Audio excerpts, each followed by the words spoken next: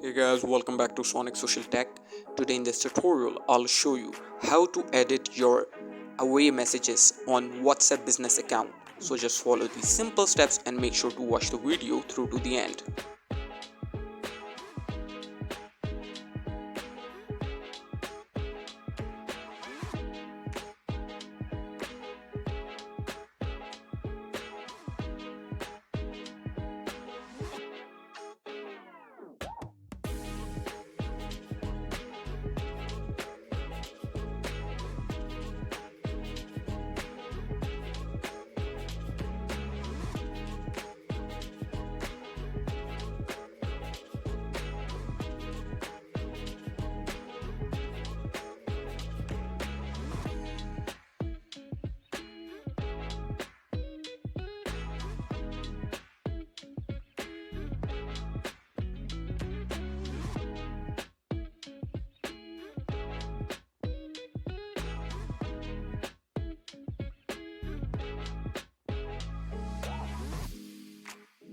Thank you for watching guys. Make sure to like and subscribe.